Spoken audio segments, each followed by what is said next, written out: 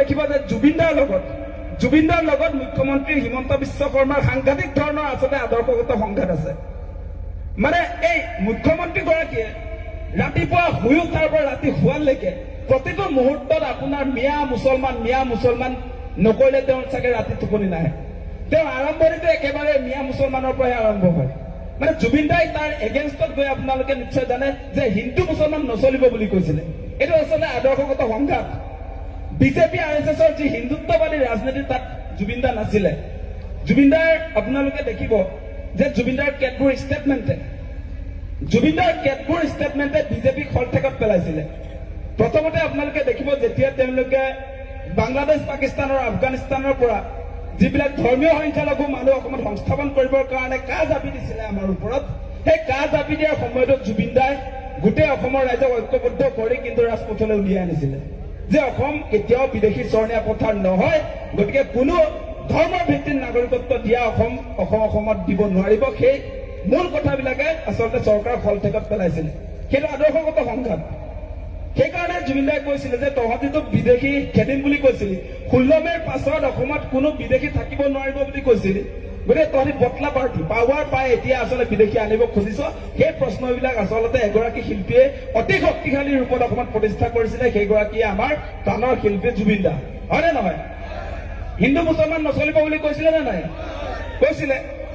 গতিকে কৈছে যে who the hell U R, তহঁতি কোন আমাক স্বীকৃতি দিবলৈ? মই 40,000 গান গালো, আমি অসমত তহঁতক গড় দিছো, কয়লা দিছো, চাহপাত দিছো, তেল দিছো, তহঁতি কোন হয় আমাক স্বীকৃতি দিবলৈ? আমাক যিমান পাৰে আমাক লুটিলেহে তহঁতি কোন হয় বুলি সেই প্ৰশ্নটো আচলতে জুবিনদাই উত্থাপন কৰিছে। সেইটো চবে ঢুকি নাপায়, এইটো বহুত ডাঙৰ প্ৰশ্ন। অসম যে এতিয়া দুখীয়া ৰাজ্য যে হ'ল তাৰ কাৰণটো কি আপোনালোকে নিশ্চয় অনুধাৱন কৰি চাব। ব্ৰিটিছ কিয় অসমলৈ আহিছিলে বা ভাৰতলৈ কিয় আহিছিলে? আজি অসমত ইমান সম্পদ আছে, আপোনালোকে দেখিব আমাৰ পথাৰবিলাকত খাৰুৱা তেল পায়। আমাৰ উজনি অসমত আপোনাৰ চাহপাত আছে। আমাৰ উজনি অসমত আপোনালোকে জানে আমাৰ কয়লা আছে, ট্ৰাকে ট্ৰাকে ডেইলি হাজাৰ হাজাৰ গাড়ী চলি থাকে। গোটেইবিলাক সম্পদ। এইবিলাক অসমৰ সম্পদ লুটিলে আজি ভাৰত চৰকাৰে। আপোনালোকে সেই কথাবিলাক যে এতিয়া জুবিনদাই বহুত ডাঙৰ ষ্টেটমেণ্ট দি থৈ গৈছে। মানে সম্পদৰ অধিকাৰৰ কথা যে আমি কৈ থাকো যে আমাক অসমৰ যিবিলাক সম্পদ, আমি যিবিলাক সম্পদক লৈ অসমখন আচলতে আগুৱাই লৈ যাম, যিবিলাক সম্পদ লৈ আমি আচলতে অসম জয়াই অসম হম, সেই সম্পদবিলাক লুটি নিয়াৰ কাৰণে who the hell U R বুলি জুবিনদাই কৈ থৈ গৈছে।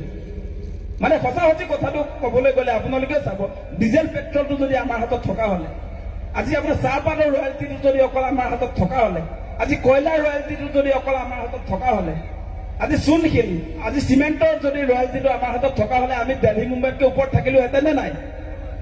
সেই কথাটো কিন্তু জুবিনদাই কৈ থৈ গৈছে। বেলেগ শিল্পীয়ে কৈছে নে মই নাজানো, দেখাও নাই। এইটো বহুত ডাঙৰ ষ্টেটমেণ্ট। গতিকে আমি কৃষক মুক্তি সংগ্ৰাম সমিতিক আজিৰ দিনটোলৈকে জুবিনদাই এটাও আচলতে বেয়াকে এবাৰো কোৱা নাই। আমাৰ যিটো আদৰ্শগত মিলটো যে আছে সেইকাৰণে আমাৰ লগত তেওঁৰ ক্লেছ নাই। বিভিন্ন সময়ত সংঘাত থাকিলেও কিন্তু কোনোদিনে আমাৰ সংগঠনৰ বিৰুদ্ধে এটা মন্তব্য আজিৰ দিনটোত মানে জুবিনদা জীয়াই থকা অৱস্থাটোত নিদিলে। গতিকে আমাৰ আদৰ্শগত যিটো আপোনাৰ মিল, সেই মিলটোৰ কাৰণে আজি আপোনাৰ বিজেপি বা হিমন্ত বিশ্ব শৰ্মাই আমাক বেয়া পায় আৰু জুবিনদাকো বেয়া পাইছিলে।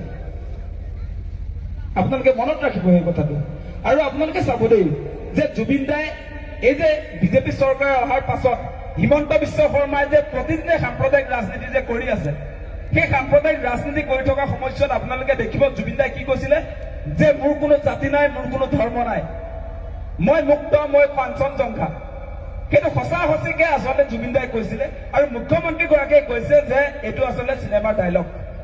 চিনেমাৰ ডাইলগ নহয় বুলি জুবিনদাই নিজে কৈ থৈ গৈছে। মোৰ ওচৰত এইবিলাক চব বস্তু আছে। জুবিনদাই নিজে কোৱা কথাটো শুনিম নে মই হিমন্ত বিশ্ব শৰ্মাৰ কথাটো শুনিম? জুবিনদাই নিজে আচলতে যিবিলাক মন্তব্য দিছে তাৰ বিশ্লেষণ দাঙি ধৰিছে। জুবিনদাই যিবিলাক কথা কৈছে ৰাইজক, সেই কথাবিলাক আচলতে কি সেইবিলাক ধুনীয়াকে বিশ্লেষণ দাঙি ধৰিছে। মানে জুবিনদাই আপোনালোকে নিশ্চয় জানে, তেওঁ নিজে কেইবাটাও সাক্ষাৎকাৰত কৈ থৈ গৈছে যে আমি মানে ধৰ্ম, জাত, পাত সেইবিলাকক লৈ কেতিয়াও বিভাজন হৈ থকাটো উচিত নহয়। সেইকাৰণে তেওঁ সাম্প্ৰদায়িকতাৰ বিৰোধিতা কৰিছিলে। আৰু সেইকাৰণে তেওঁ ব্ৰাহ্মণ সম্প্ৰদায়ৰ সন্তান হোৱাৰ পাছতো আচলতে তেওঁ লগুণ ছিঙি দিছিলে। সেই লগুণ ছিঙি দিছিলে আপোনাৰ তেওঁ হায়াৰ ছেকেণ্ডেৰী ফাৰ্ষ্ট ইয়েৰত পঢ়ি থকা সময়ছোৱাতে। গতিকে সঁচা সঁচিকে তেওঁ মানুহে আছিলে, মানৱ ধৰ্মী আছিলে। তেওঁ মানুহক সহায় কৰি ভাল পায় এগৰাকী মানুহ। সেইকাৰণে দেখিব মানে সঁচা সঁচিকে জুবিনদাৰ ক্ষেত্ৰত যদি আপোনালোকে চাই তেওঁ সাধাৰণ মানুহ নাছিলেই।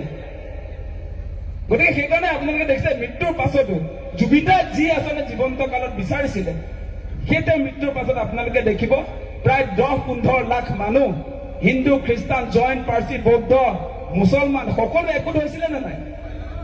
একগোট হৈ এনেকুৱা নজিৰটোতো অসমত নাই। জুবিনদাই সেইটোৱে বিচাৰিছিলে যে সকলো মানুহ একগোট হৈ থাকিব লাগে, ইয়াত কোনো ধৰণৰ বিভাজন থাকিব নালাগে, আমি হিন্দু মুছলমান সকলো ভাই ভাই, সেই কথাবিলাক আছিলে। এতিয়া এনে মিছামিছিকে আপোনাৰ ধৰ্মক লৈ, জাত পাতক লৈ যি ধৰণৰ বিভাজন আনিছে সেইটো কোনো কাৰণে আচলতে গ্ৰহণীয় নহয়, আৰু জুবিনদাই তাৰ সদায় প্ৰতিবাদ কৰিছিলে।